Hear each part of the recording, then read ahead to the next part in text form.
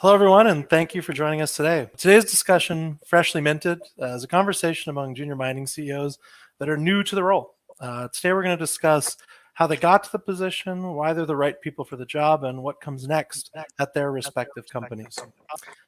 For a bit of housekeeping first, this event is being recorded and will be available to watch in the coming days on Six.com as well as our YouTube page. And we encourage you to submit questions in the chat on the bottom right-hand side of your screen. We hope to weave them into the conversation if possible, but if not, we'll try to carve out some time at the end to get to them. Please submit them at any time. If you ask them early, we're more likely to be able to get to them during the event.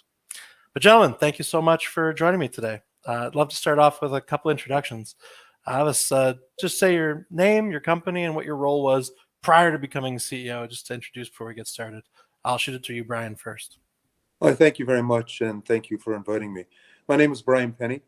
I'm the interim CEO of a company called Wallbridge Mining. I was previously with Wallbridge for the last 5 years as the CFO. Awesome. And Jean-Paul? Yeah, so I'm Jean-Paul Tsotsos. I'm the interim CEO of Chesapeake Gold. Recently minted just earlier this month. And I'm looking forward to sharing my experiences and my knowledge with the audience today. Thanks, JP. And finally, Barry. Thanks for having us, Romeo. Yeah, I'm Barry O'Shea. I'm the interim CEO of Highland Copper. I spent the last 18 months in the CFO role, also dealing with the business development side of our company, and I've just stepped into the interim CEO role. Thanks. And also starting back again right at Barry, I'd love to just get a sense of your formal education and first few years in the industry, how you got started. Yeah, of course. So, I'm an accountant by trade, naturally in the finance area. But I think importantly, and this goes for anybody in the finance section, you have to see yourself across industry and across all other areas of the business. So really, I spent my whole career in industry. At the outset, actually, I wasn't initially in mining. I was working in industrial manufacturing for Lincoln Electric, one of the larger industrial manufacturers based out of the US, making welding machines. Just an incredible basing in industrial manufacturing. I spent time in Canada, in Holland, and in the UK working for them. And then after that, mid-career, I stepped into mining. And my first role there was with New Gold, interestingly, alongside Brian Penny. And a fantastic opportunity to work at a growing business, helping grow New Gold into an intermediate gold producer, and really seeing all aspects of the business, the goods and the bads, through up and down cycles, and good and bad from a mine construction perspective as well. So you get to see all sides of it.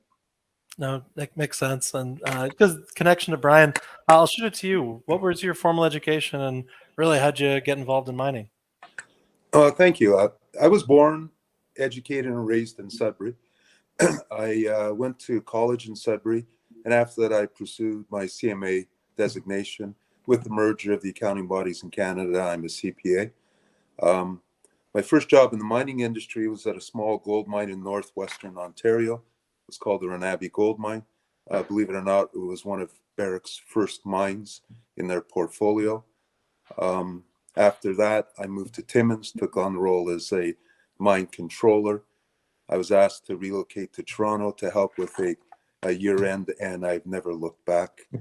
My family didn't work in the mining business. We were all working in, secondary jobs associated with mining.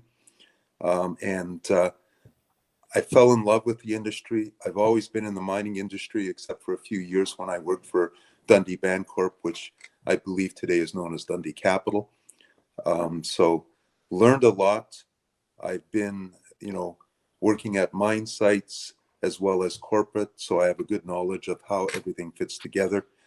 And I love this industry. It's a great industry. Made a lot of friends in the industry, and had a lot of fun. I appreciate that. It can be fun at its best. It's certainly a small community. But speaking of JP, I'll shoot it to you for just again your background, formal education, and how you got your start in mining. Yeah, so I'm actually a geologist originally.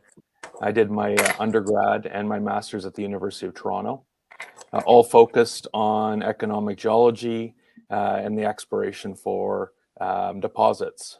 My first job was a small company with a project in Montana on the Stillwater complex. and we were looking for platinum, palladium, and chromatite horizons. And I had a good team with a good knowledge of how to do exploration and how to do it systematically. And it started the basis of, knowing to be around good people, around good projects. And, I spent my next 4 years at Royal Nickel Corporation. It was such a wonderful experience, a couple holes in the ground when I first got on there. Had the chance to log hundreds of meters of core over for those 4 years. But because it was a small company, I also got exposure to the metallurgical side, working with the metallurgists and putting together a geometallurgical model for the project. It's all about the experiences I find that really help to define the rest of your career. And it's important to get the right experiences at the start and be around the right people. And I was very fortunate to have those two things happen to me early on. Oh, awesome. And now that we're all acquainted, and looking through the list of people attending today's event, we did notice there were a number of what looked like new geologists, or geologists kind of in the middle of their career, but also people seem kind of new to the industry in a lot of ways. And I'd love to know, and we'll start with you, JP, if you have any tips or insights on what that crowd should do in their career to become a candidate to one day become a CEO of a company in the junior mining space. Yeah, so that kind of was feeding into that already in my previous preamble. One of the first things I did in university was I spoke to my professors, and I spoke to alumni that were in the industry. And it's very clear that there's a lot of good people out there and a lot of good companies. But then there's a lot of people that are working in our industry too that unfortunately they're in there for different reasons, and you're not going to get the right experience.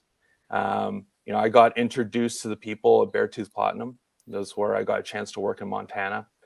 And then I also had a chance to interact with a professor in university who worked for Inco and later Valet, and he was doing project evaluations. And that got me interested on the finance aspects of the business. And it really drove my later aspirations in my career. And once I had a couple of years under my belt as a geologist, I went back to school and got my MBA, and then moved on to the finance side. So the most important thing I always find is having the right people around you, having a chance to have open dialogue, great mentors, and that will help you to define the path that you need to take in order to get to where your goal is, whether that's CEO, whether that's you want to be a specialist doing mineral reserves and resources, or a CFO. It's great advice for anyone to talk to the people that have already done it and find their pathway, and then find your own pathway there. I appreciate that. And Barry, I know your past experience jumping from CFO to CEO. Any tips for people kind of down that road of how to become a candidate for CEO? Yeah, I mean, I guess the first thing that I'd say, in particular when you're junior coming into a company, I wouldn't be focusing on becoming a CEO yet. You have a lot of rungs to climb and a lot of experiences to get. So really what's the most important is that you just immerse yourself in the business. Not obviously you're going to have a functional expertise and a role to play, be it whether you're in finance or geology or so on and so forth. But keep your head up for opportunities outside of your area.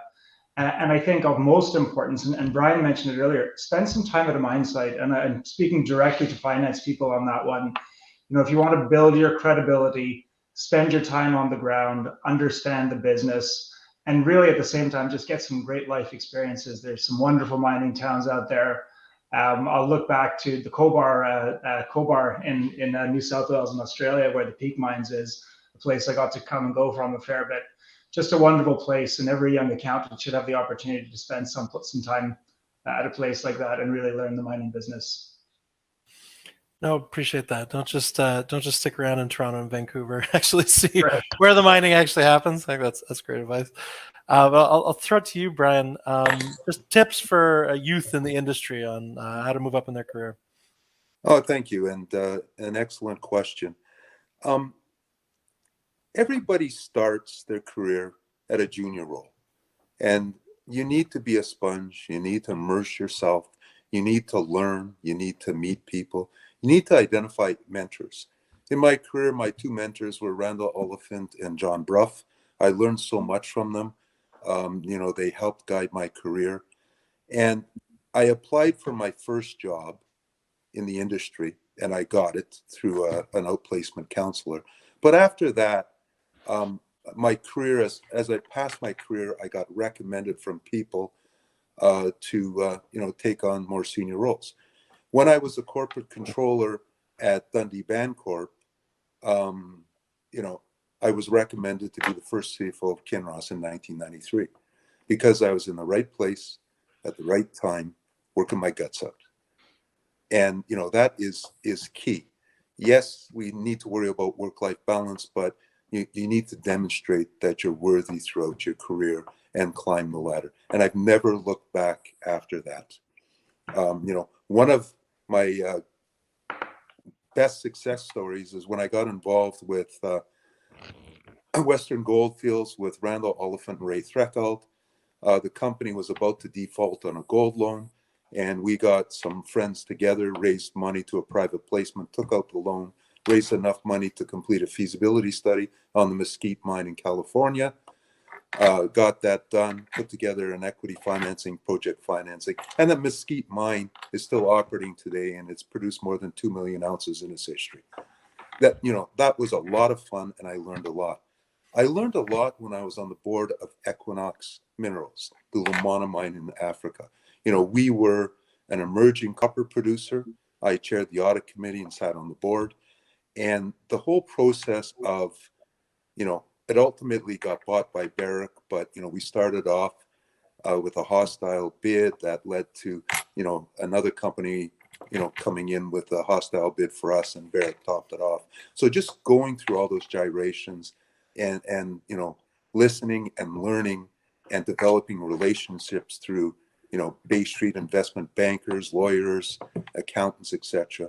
It's a lot of fun, but you have to be prepared to immerse yourself, to establish the relationships, and to continue over time. That makes sense. And I got one question from the audience. Jack asks, and I'll start with you, Brian. I think everybody's kind of touched on this, but we'll try to be explicit as possible in our answers. He asks how you get jobs in more successful mining companies if you don't have that experience. So if you're really fresh out of school, how do you get your first break? I think is what Jack asked. So I'll throw it to you, Brian. Well, how you get your first break is you have to be relentless. You have to, follow up on things. Far too often people will, go online, file an application, forget about it for 3 months. And by that time, you're at the bottom of the in-basket, so to speak. So, keep in touch, work your network. The power of your network is huge. You may have an uncle who's in the mining business that could introduce you to somebody. Don't be afraid to use all those tools. But don't expect to start off as the vice president of something.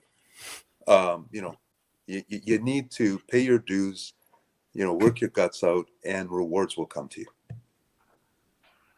I think that's solid advice. JP and Barry, if you guys have anything to add on first breaks, we can do that before we jump to the next question.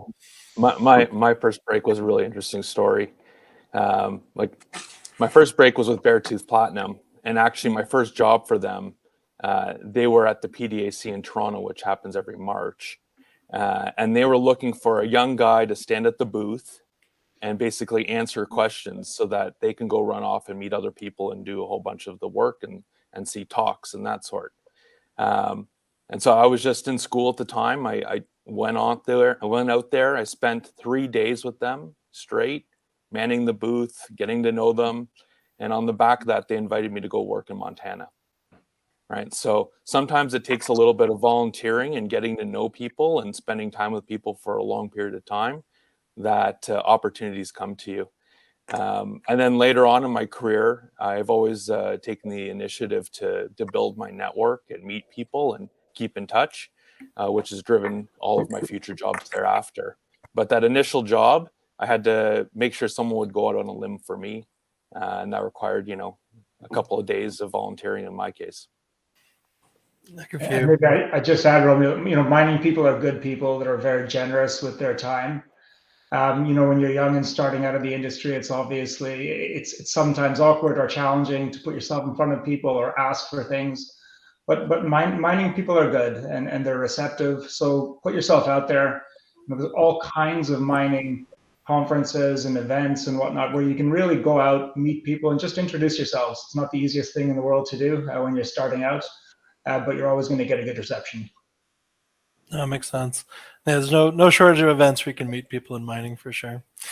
Well, and this is a question that I'm sure will make you cringe a little bit because I'm basically asking you to brag about yourself just a little. But I'm curious, and I think people in the audience would be as well, of how you feel your qualifications, so beyond just resume, but your personal qualifications suit you to the role day to day of being CEO. Barry, I'll start with you because we were just chatting. Yeah, I mean, when I think about any general management role, balance is the thing that comes to mind for me. So, if you're a functional expert in one area, your capacity to step into a general management role is not great if you're not willing to step into other areas of the business and understand those other areas of the business. You don't need to be a master technician in all of them, but you need to know enough to manage and to lead. So, from my perspective, working through operational finance to a great degree, stepping through to the treasury and capital raising side of finance, spending a lot of time on the ground from a mine construction perspective. And I've also spent a considerable amount of time in corporate development and IR. So you get to see all sections of the business. Ideally, you get a chance to step across. I mean, John Paul mentioned it. He is a geologist, but has had time to step into finance. So somebody who's taken the time to move across the business, and you get rewarded for that. Yeah, a lot of jack of all trades for sure in this industry. I've certainly seen it. JP, I'll throw it to you for how your qualifications suit you to the role. Yeah, so I feel that my qualifications and the early experiences that I had is really aligned well with Chesapeake. So I'll get into the big spiel at the end, but we have a project like Metates, which is a large, low-grade gold deposit that has gold that requires a special technique for metallurgy in order to extract the metal. The first major project I worked on that was large was the Dumont intrusion, which is again a low-grade nickel deposit, large tonnage, 10 billion pounds in that case. And I had to work on the geometallurgy and understanding the metallurgy and how to get the nickel and recover it. So for Metates, again, it's a 19 million ounce gold deposit, and it's also a 500 million ounce silver deposit. On both sides, the accounts, they're largest on precious metals on both gold and silver.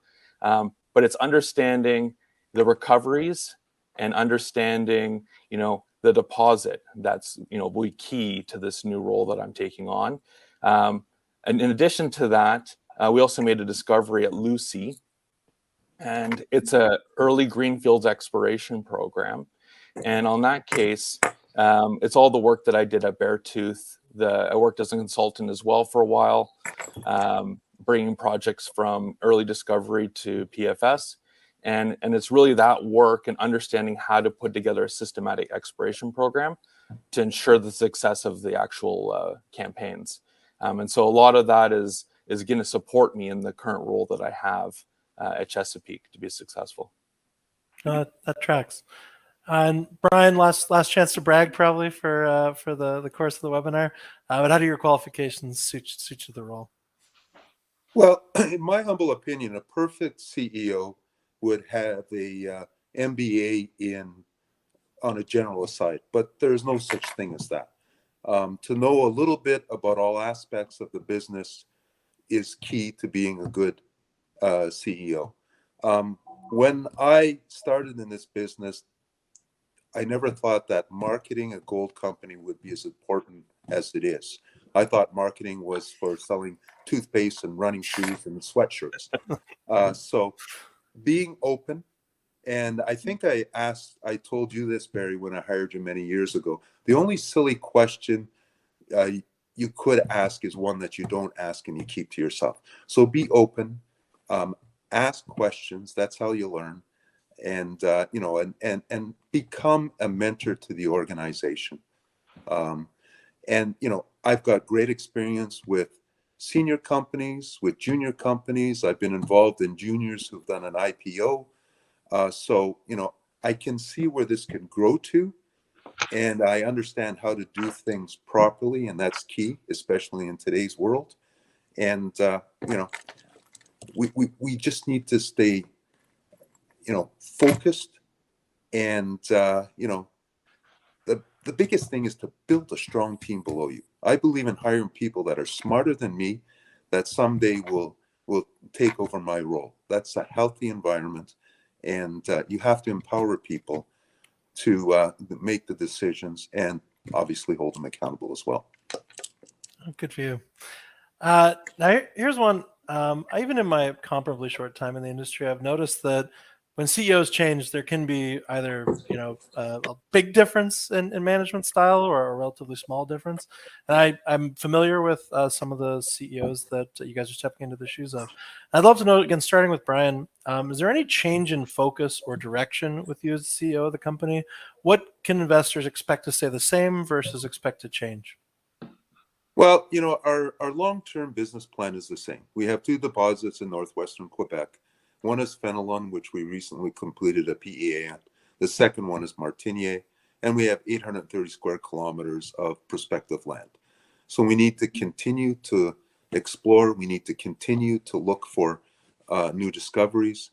At the same time, we need to advance Martiniere. You know, we're fully funded for next year.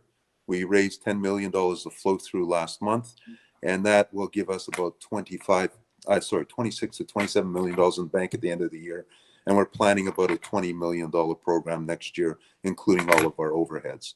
So we're funded for next year. We're going to focus on drilling. We're going to focus on advancing Martiniere with a goal of, you know, at the appropriate time in the future, completing a PEA, and then combining the 2 PEAs, because the 2 deposits are 30 kilometers apart. There are synergies between them, and you know, at that point in time, you know, we'll be in a better position to decide, you know, to go to a pre-feed study or the next step, knowing more about what we have.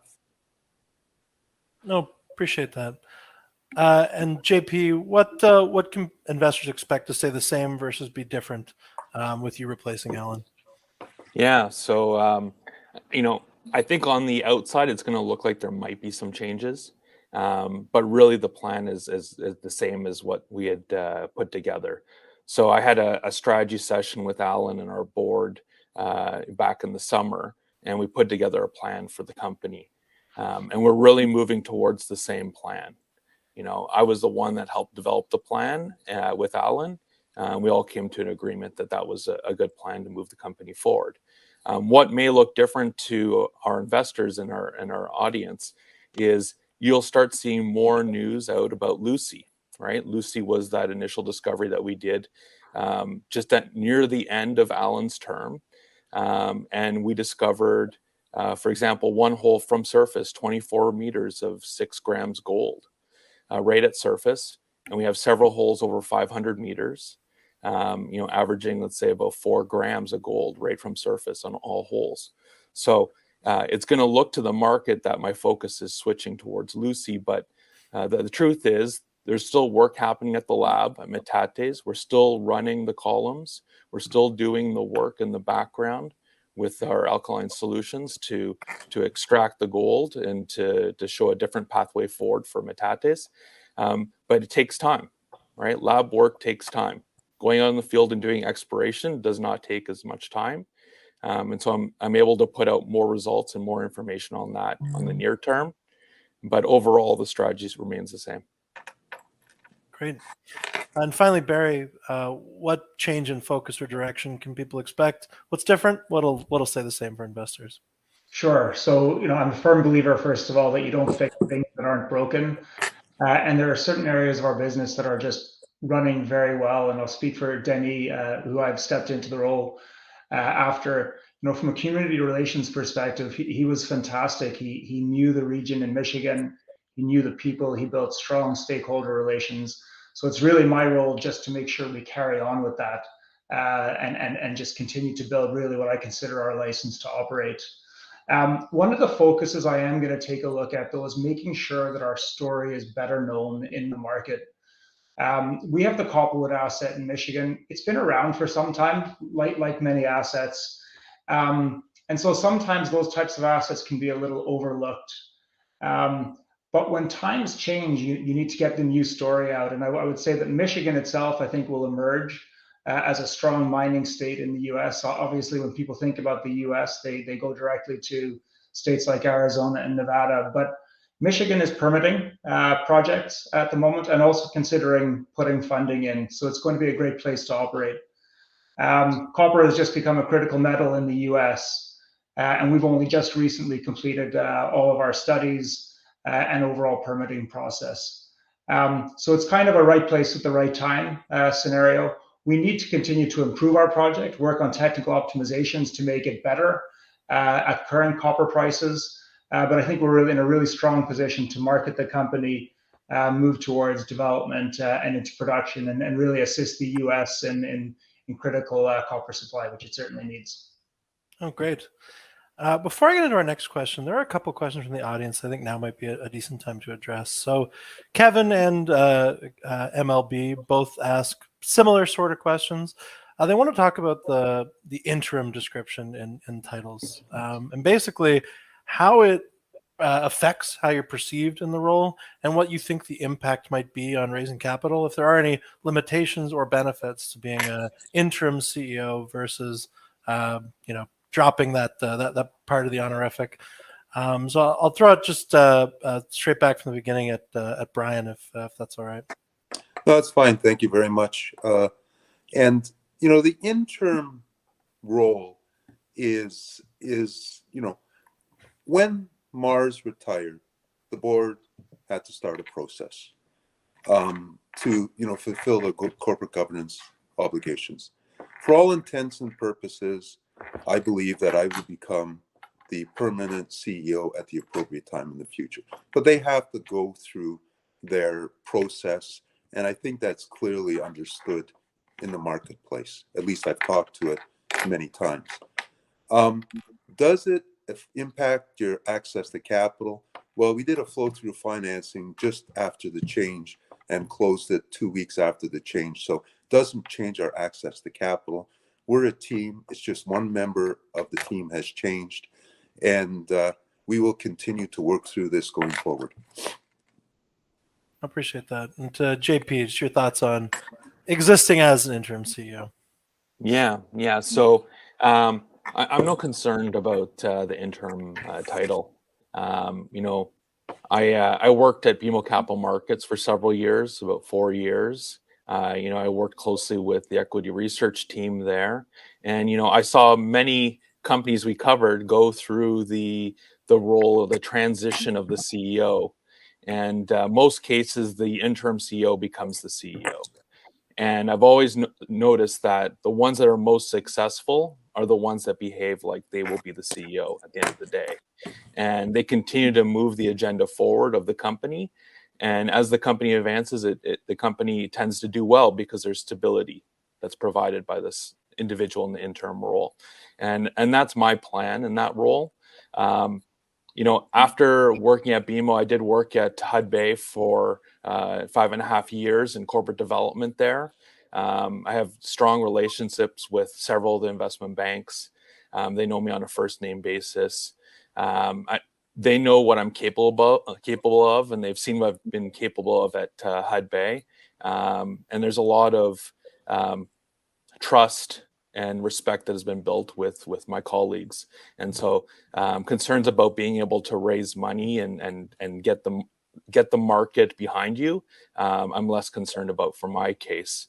And just for everyone here, Chesapeake does have $22 million in the bank, so it also gives me a good buffer to continue to do the work that needs to be done in the interim basis. So we're good to go on that side. And finally, Barry, same topic. Yeah, listen, to some degree, I choose to look past the interim word. I think it's important that we're all in a similar boat, that we step into our roles with energy, enthusiasm, and confidence. And if you bring that to the role and broadly work on the assumption you're going to carry on through, I think the investors and people that you deal with on a day-to-day basis will simply see you that way. Oh, awesome. Thanks. I appreciate you guys letting me throw a curveball from the audience. But jumping back into questions. Here's one, just curious, what you feel like the biggest challenge facing a company is right now that your team has to overcome to see a big material change in value. So just what you think the biggest challenge to overcome in the near and medium term is. And Barry, I'll shoot it to you because I still got you. Yeah, certainly financing is the biggest challenge. Junior developers and explorers aren't in vogue right now. The global economy is somewhat challenged, and in times like that, money turns to blue chip investments and cash flowers.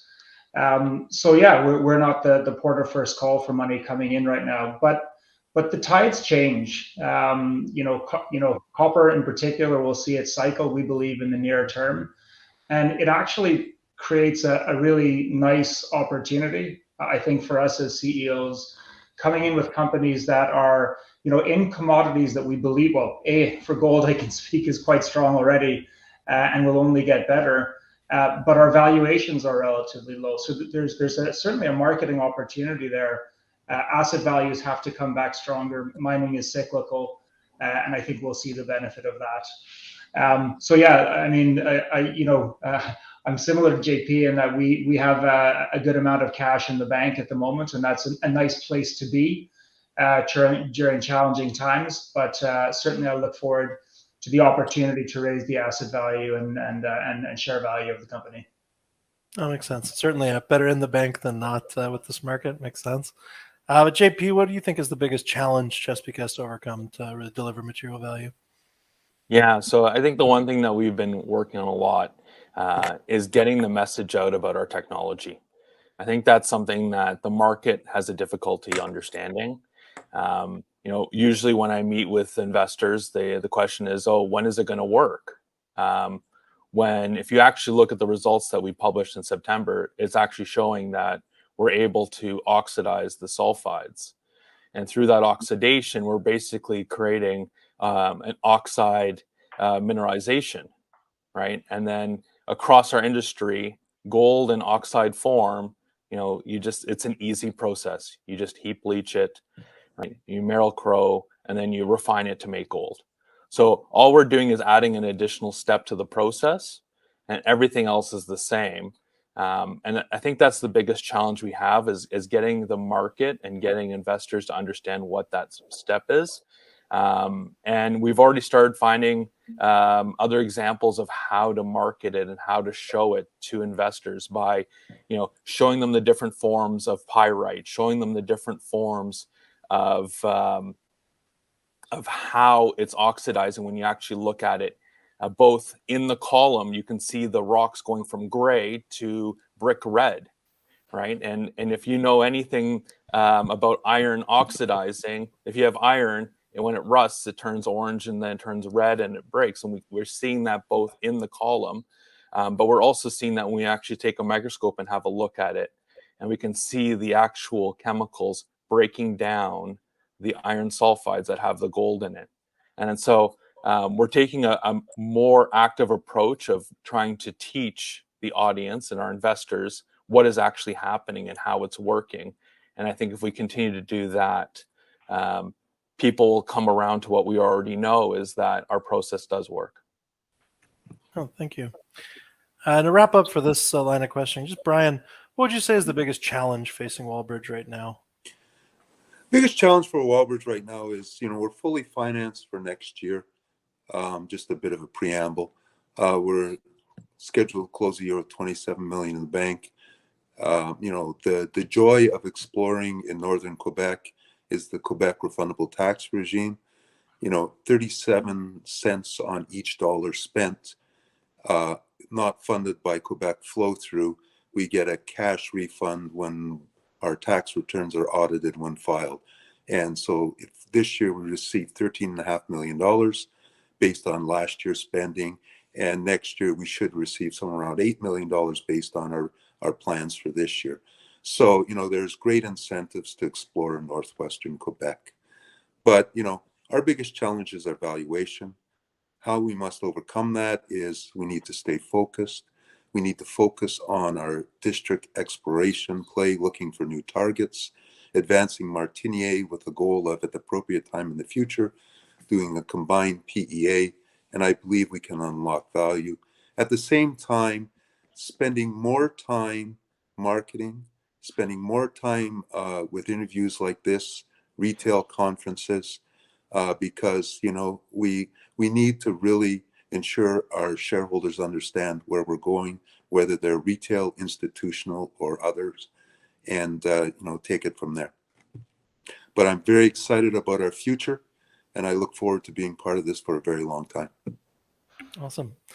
And I do see, just to speak to the audience for a second, I do see a number of questions that are in there. I'm just going to ask everybody one company-specific question, then we'll get to those broader questions you guys have asked. Do appreciate them. Keep them coming. We'll try to get to as many as we can today. But into some specific company questions. I'll start with Barry. Most recent press release demonstrated good progress with the pre-construction activities at Copperwood.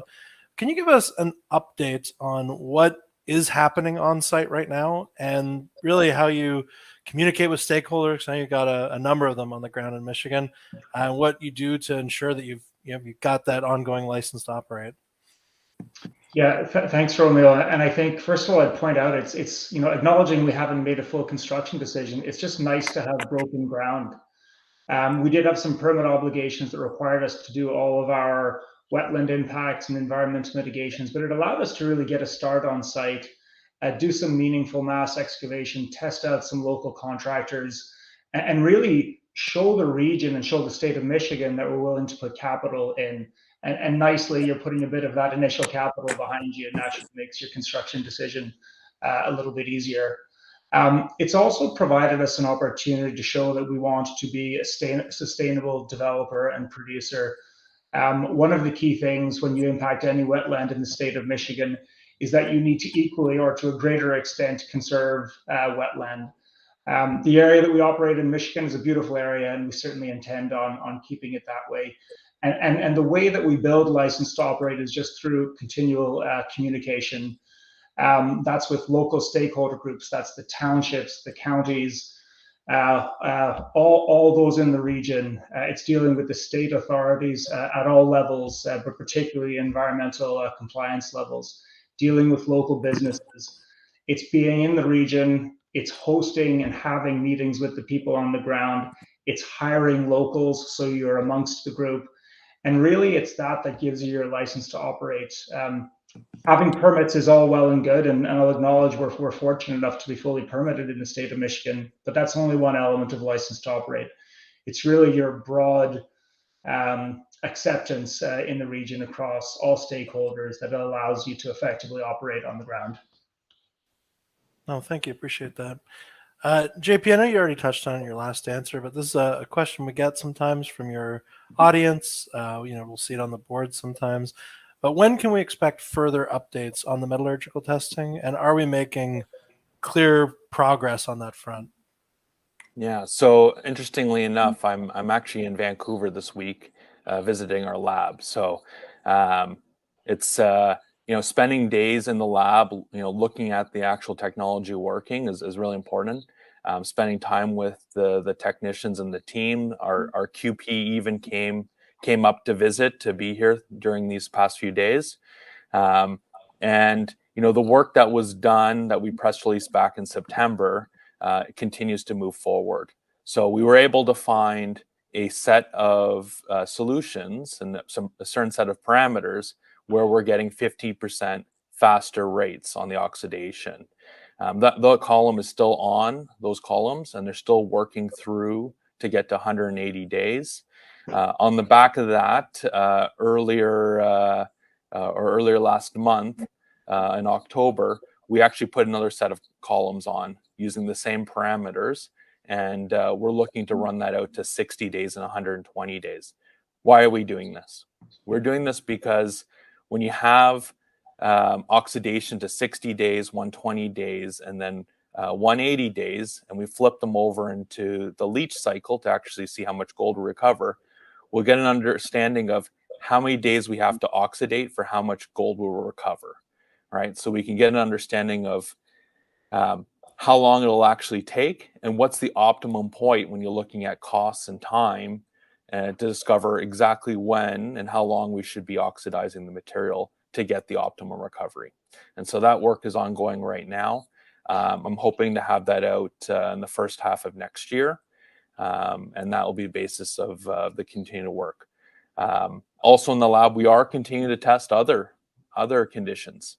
The lab is constantly trying to find faster solutions to oxidize our material faster. So, it's an iterative process.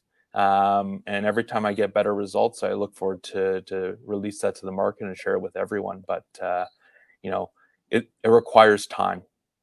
And so. No, appreciate that for sure. One question for Brian. Now, in looking at all your boards and the chatter, it's clear that you guys have a fairly active retail base. And curious, really, my question to you is what your plan is to shift or change the sentiment among that base as you progress at Wallbridge.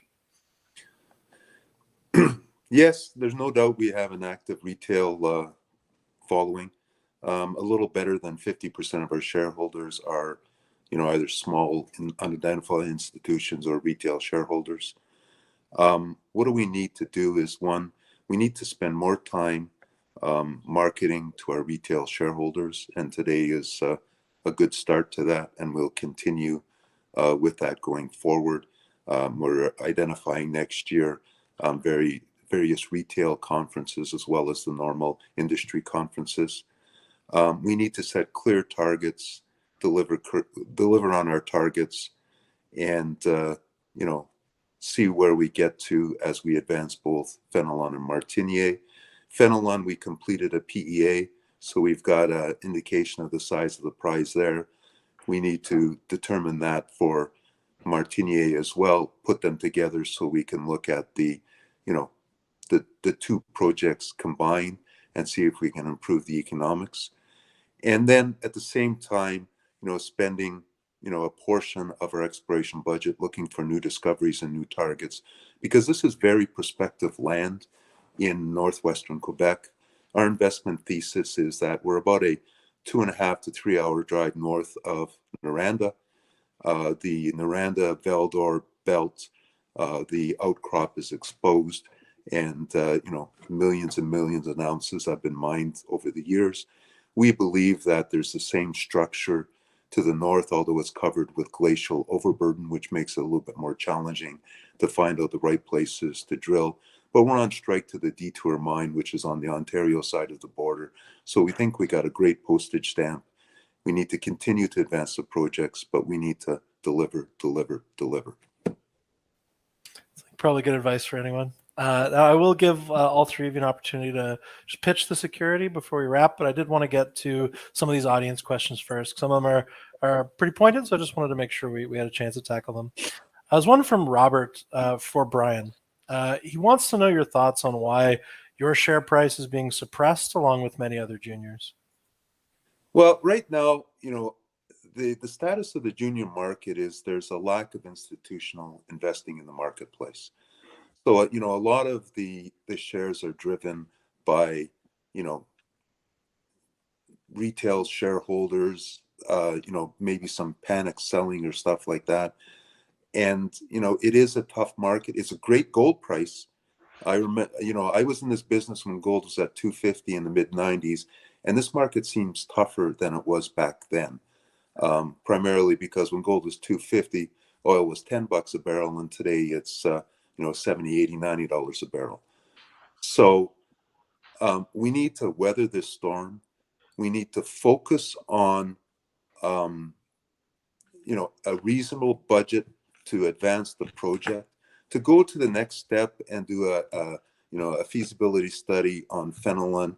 The dilution that would be required to finance that would be stressful for us and all of our shareholders. So that's why we did a flow-through financing to put together the money combined with our estimated year-end cash balances to do a decent program next year to focus on how we can improve what we own today. But yeah, it is a challenging market, and we will get through it. And there are better times ahead. I've seen this before, and we'll see it again. But we have to stay focused and manage based on our cash resources at the time. Well, thank you. One, again, pretty precise question for Barry. And this might take some of the thunder out of your last wrap up, but they're just curious if Highland is large tonnage copper or high grade. That I give you an opportunity to answer. Copperwood is in the kind of 1.5% grade, which is actually relatively high grade, although acknowledging it's an underground mine. It's 6,600 ton per day, so I'd say mid tonnage. It's a good mid-sized mine with grade to support certainly current copper prices and extreme leverage to copper price from here. Great, thanks. This question I'll pose it to everyone because it's kind of it's timely, but I'll shoot it first to you, JP. SS Crete from the audience wants to know if anyone's aware of the new changes in tax incentives for flow through. He notes a concern for financing for gold projects, specifically in the near term. Says that critical minerals seem to be okay with that 30% tax credit. Just curious on your perspective. Yeah, is that the one that's for projects in Canada? I believe that's what he's referring to, yes. Yeah, I guess I'm not the best person to answer that since all our projects are in Mexico. I did work with someone else that did look at that previously, and it is exciting. You have to make sure that the projects that you're putting this funding to are green fields, and they're looking at something new. Even in my previous role at my previous company, it was an operator, so a bit more challenging. Most of the exploration that's done at operators are brownfield exploration around projects. But I think it's a wonderful opportunity for any of the explorers that are looking in Canada. It's a great incentive that the government has put forth to get us spending more money in our country. But unfortunately, on the Chesapeake side, I can't really tap into that because it's not applicable to Mexico. Yeah, no, fair enough. I'll throw it to you actually, Brian. If you're aware of the changes and how you feel it'll impact financing for gold projects in the near term. Well, flow through is designed for grassroots exploration. It has to be Canadian exploration expenditures to qualify to be renounced to the shareholders. You subscribe for the shares, you get a premium, so you manage dilution, and then you have 12 months to spend that money, and you renounce effective December 31st of the year that you finance. Like we completed finance recently, we'll renounce to the subscribers December 31st, and we have to December 31st the following year to spend that money on qualified exploration. I think the proposed tax change that is being mentioned here is the federal government's looking at in their last budget, they proposed some changes to the alternative minimum tax that for ultra high net worth individuals, it impacted the deductibility of some of these charity flow through investments. And it could grind the premiums going forward, but you will still receive premiums. The legislation hasn't been enacted yet. I know there's a movement out there to provide comments and feedback to the Minister of Finance, and I support those initiatives because it's key. But it's impacting the ultra high net worth individuals that get involved in like the Quebec charity flow through, and it could impact the deductibility, and it could grind the premiums, but the story is still unfolding, and let's stay tuned. That makes sense. I got one question. This is, I'll pose it to everyone. It's kind of an interesting question. Feel free to take it in whatever direction you'd like. It's kind of a tricky question too. This is from James in the audience. He asked if you have any experience dealing with resistance from environmental activist groups, and just wants to know about what the relationship is like with those groups and what strategies are most effective in pushing through. I can shoot it to you, Barry, first. I think most mining companies deal with elements of opposition, and we have, I'd say, modest pockets of it. I think they need to be taken very seriously and listened to. If they're constructive groups, I think they can be communicated to with directly. If they're not overly constructive and if they're delivering mistruths about your project, I think the best way to deal with is just putting the actual truths out in the market through your communication channels, making sure people understand your overall license to operate, how you intend on operating from an environmental and sustainability perspective, the scale of your project, the economic impact of your project, and really all elements from beginning to end. And you think you need to be clear and concise and repetitive with your messaging. And if you're right, then market participants will listen to your story more so than the opposition. But as I say, to be taken very seriously and to be communicated with appropriately. Oh, thanks. Shoot at JP, same angle of the question. What's your perspective on working with or dealing with, depending on your perspective, environmental activist groups in your projects? Yes. So for our sake, we have one local community, one Ejido, that we've been working with for decades. We have a great relationship with the Ejido. They've been involved in the process, from beginning to where we are currently today. We have regular meetings with the group. We ensure that they know what we're doing in the field. They know what we're planning to do.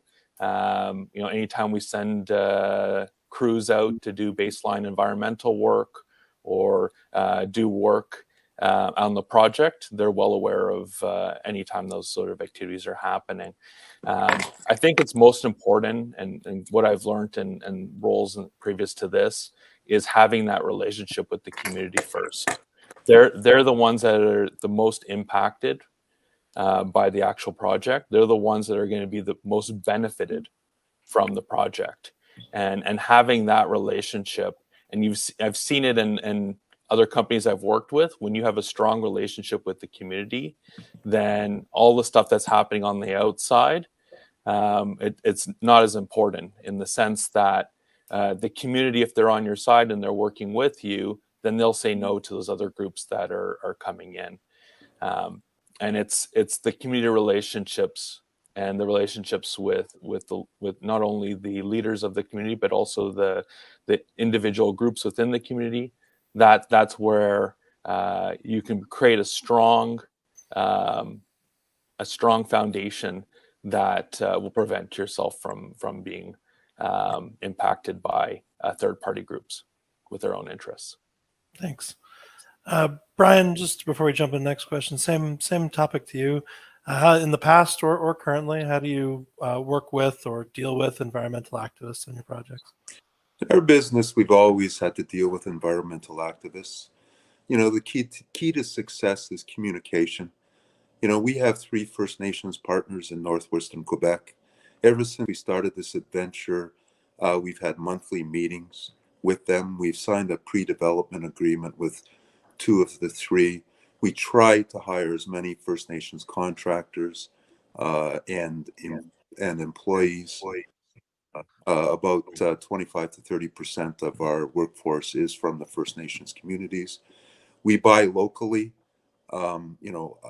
Of our 2022 expenditures, about half of it came from, when I say locally, northwestern Quebec suppliers and contractors. And the key is communication. And then going forward, as you develop this project, the key is to have a project which has the lowest possible carbon footprint humanly possible as you advance the project. And the biggest asset we have isn't even on our balance sheet. We're about 20 kilometers away from the James Bay power grid, which provides, hydroelectric power to Quebec and ultimately to parts of New York State as well. So we've already signed up. We're, dealing with the process of getting approval to tap into it at the right period of time. And with that, we need to focus on electrifying as much as possible to manage the carbon footprint. So, you need to focus to minimize the carbon footprint. You need to focus on relationships, communications, and planning to take advantage of, what tools are in your toolbox. Well, thanks, Brian. While I've got you, question from the chat from Matt Ivanov. I want to know if you can expand on the expansion potential of the Tabasco zone. expand on the expansion. It's there. We need to continue to drill it. It's open at depth and in all directions. We do have one drill hole that goes well below the bottom of the the PEA resource model, and we believe we will continue to extend it. But right now we're looking on extensions to Fenelon as part of next year's plan to hopefully expand the resource that way, and then more focus on Martiniere to catch it up to where Fenelon is today. Appreciate that very much. I saw there are a couple questions in the chat. Unfortunately, we don't have time to get to them, because I do want to give everybody an opportunity to talk about their stock broadly. But for the couple that we didn't get to, we will make sure that the relevant executive gets in touch with you as soon as possible. Just sometimes run out of time. And for anybody else, if you think of the perfect question seconds after this event ends, please do send it in. We'll make sure the appropriate person gets in touch with you as soon as possible. But thank you, gentlemen, for a great conversation. I do want to give you an opportunity just to explain why now might be the right time for investors to get involved. So I'll start with you, Barry. Why is now a good time for investors to take a look at Highland? Yeah, listen, Highland Copper has all of the fundamental building blocks to become a developer and producer. And while we're sitting in a very modest valuation, I think it's the right time in advance. Also, the copper price moving aligned to the fundamentals. But those building blocks are critical. We operate in the US and Michigan. I think Michigan will emerge as a fantastic mining state. The US has a need for critical supply of domestic copper, amongst other metals. So I think we're in the right place at the right time. Permits are one of your main building blocks. We are one of, I would say, very few, you could arguably count them on one hand, permitted copper projects in the US in Copperwood. You need scale of resource. Both of our assets have multi-billion-pound resources and reserves, leading to long-lived assets. And underpinning all of this, you need strong shareholders, which we have, and they've supported us financially through this past period. We have a strong balance sheet, plenty of cash. We're sitting with about 25 million US right now to keep ourselves moving forward proactively. No debt. And no warrants. So you really need all of those things. You need everything lined up to move yourself into a project finance. I think we're going to do very well over the coming period, and I do think we're a good opportunity for investors. Thank you, JP. I'll shoot it to you to pitch the audience on Chesapeake. Yeah, so Chesapeake really is a three-part story. We have the discovery at Lucy. That's high-grade gold that we've discovered from surface, over 500 meters. Again, some intersections include, 6 grams of over 24 meters. It's a really exciting program that we're going to continue to explore and develop and figure out both how big the deposit is and how meaningful it will be to the market. On Metates, it's a reinvented story. In the past, it was viewed as a story that would go through POX treatment of the ores in order to get access to the gold. With our technology, which is the third part of our story, we're able to access the gold from the sulfide ores in a heap leach environment rather than in a tank under great heat and pressure. And what that means to the market also is on environmental side, if you're running everything in heap leaches are a lot less intensive on the water side and on the power side, and also the CO2 emissions. It showed to be at least a tenth of what you would be required to run a POX, a tenth of what you're required to for water, for power, and CO2 emissions. So it's more environmentally friendly, doesn't require a tailings facility, which has its own challenges. And it is also cheaper, right? POX plants and flotation and all of that are billion-dollar projects. And we have a project that is not only a capital efficient, but also economic. And we're looking to continue to advance that project to PFS over the coming months. And we're supported by 22 million in the bank, and we have supportive shareholders in Eric Sprott and Sun Valley, as well as we have insiders. And together, it's about 40% of our shares are covered by management and the board and those two investors. So we're well positioned to continue advancing the Chesapeake story. Thanks, JP. And to close us off before we cut to thank yous, Brian, eager to hear your perspective on why investors should consider Wallbridge right now. Well, right now, we believe our stock is significantly undervalued. If you look at the results of the Fenelon PEA, and again, that was only on Fenelon, so it's only part of this property we have. It indicates that the company, the asset is worth more than the current trading value. So our goal over the next 12 to 24 months is to unlock this value. We financed for next year. We believe we've got a reasonable program put together with these investment tax credits. Money should come in at the end of next year, which will allow us to start 2025 as we figure things out. So there's no imminent financing risk, and we need to deliver on our plans. We have great supportive shareholders. Agnico owns 9.9% of us. Eric owns about 16%, and a small contracting coming out of Sudbury that goes back to when Wallbridge was a base metal explorer in the Sudbury Basin, owns about 6% of the company. So we have good, solid, long-term shareholders. And Agnico has participated in all the financings, since they acquired Kirkland Lake, because Kirkland Lake originally made this investment to maintain their ownership interest at 9.9%. So, clearly there's support coming from that side as well. We think it's a great opportunity to invest in the company, and, we are looking for better days ahead. Thank you, Brian, JP, Barry. Thanks so much for your time today.